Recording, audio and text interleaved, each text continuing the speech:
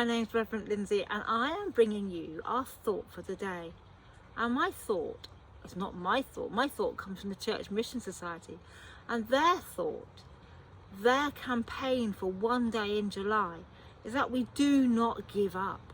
We do not give up on hope.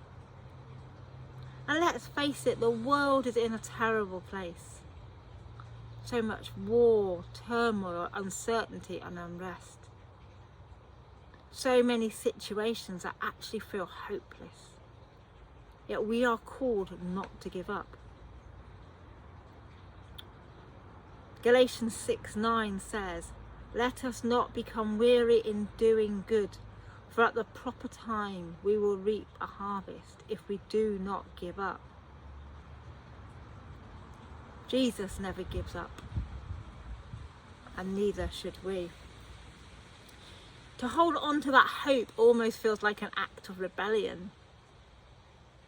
When the world is doing and saying one thing, yet we are placing our hope in something else. Not in materialistic items, not in conversations with one another. We're placing our hope in Jesus. And it's that hope that will transform the world. It's that hope that becomes an act of rebellion. And when we stand in hope together in July as part of the CMS Day, we're standing in solidarity with all of God's people at the edges. We join together to resist despair and persist in hope. Do not give up together. Let's stand together. Let's stand together in hope. Standing in solidarity.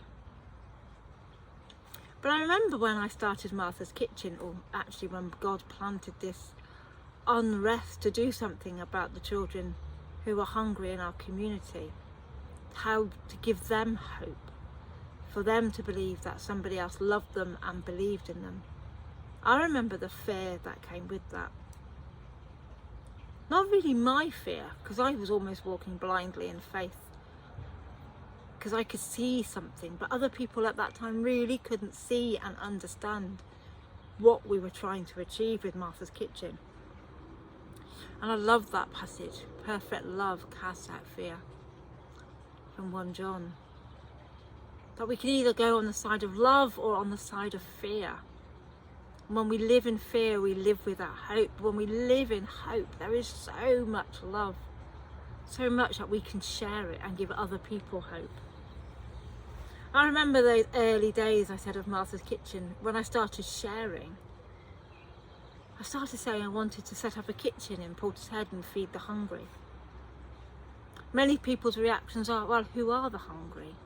Will they come? There aren't really hungry families in Portishead. How things have changed. The negatives always seem to outweigh the positives. The fear, how are you going to pay for it? Where's the money going to come from? Lindsay, have you really thought this through? Lindsay, are you equipped? Do you have the skills to lead this kitchen?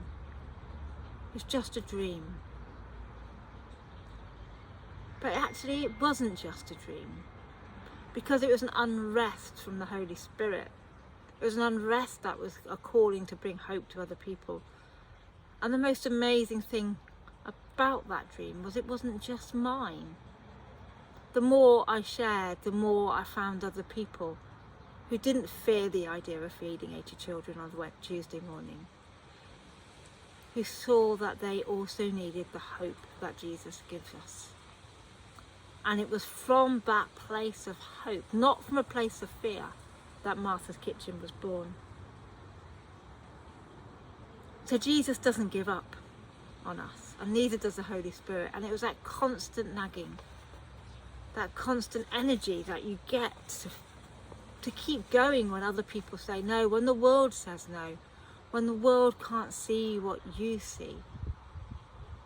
But when you see and feel what the Holy Spirit is saying inside you, that's when transformation happens and communities change. And Martha's Kitchen is not ever about me. There are so many people who saw what I saw and the Holy Spirit brought us all together, not from a place of fear, but from a place of hope and a place of love. And then the opposite happened. We grew from the fearful comments that people came, and Master's Kitchen opened, and we are 6 years old in October. And it's a beautiful, wonderful community that's surrounded by prayer, and we always welcome new members to wash up, members just to join in, and we would really appreciate your prayers over the summer holidays, because we will not give up on these families in our community, and we don't want them to give up on their children, on their situation, and on life. There's a pledge that the Church Mission Society have written about not giving up, and I'm going to read you this not giving up pledge. It's not simply actually, it's so powerful. The not giving up pledge says, I'm not giving up. I acknowledge that there might be many reasons to give up on people, on hope, on the idea that things can never change. Yet, as a seeker or follower of Jesus, I know I am called to trust him through the storms, tough as they might be.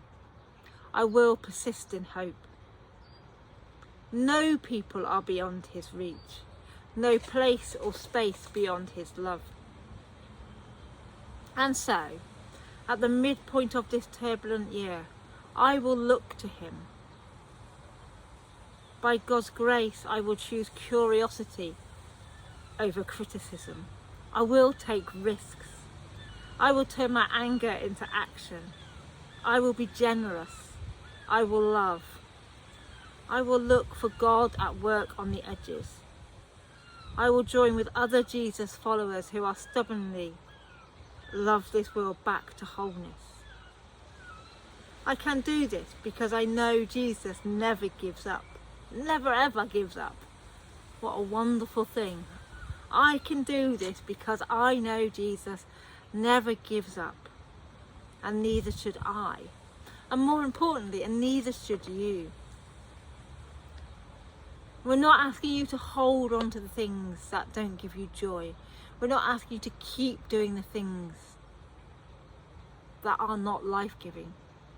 For Jesus, it is asking us to share who he is and how his love gives hope to the edges and transforms the people who live on the margins, so they too can have the hope that we have.